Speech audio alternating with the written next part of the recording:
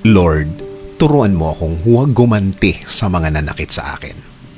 Panginoon, salamat sa lahat ng mga pagkakataon na ibinibigay niyo sa amin. Sa mga biyaya na laging andyan, sa mga provision na laging nakahanda para i-provide sa amin. Panginoon, aaminin po namin sa inyo na kami po ay nasasaktan ng mga taong nasa paligid namin. Para po silang nananadya.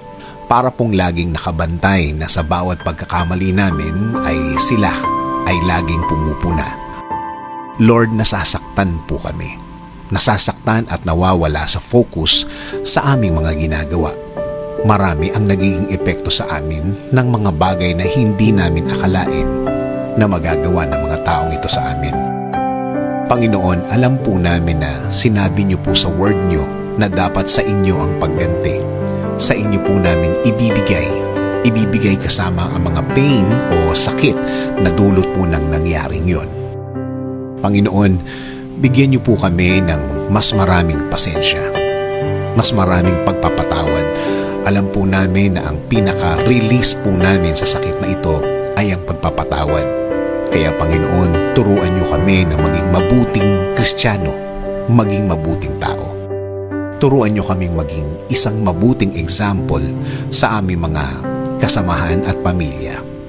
Dahil alam po namin na binabantayan din po nila ang bawat galaw namin at inaalam kung paano kami magre-react sa mga bagay na ito.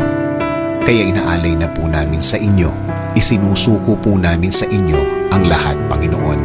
Dahil alam po namin na wala ring idudulot na maganda ang pagganti at baka mapunta pa ito sa isang pangyayari na wala na kaming kontrol. Kaya Panginoon, alisin niyo po ang galit sa aming mga puso. Alisin niyo po sa aming isip ang pagganti. Alisin niyo po sa aming utak ang makabawi.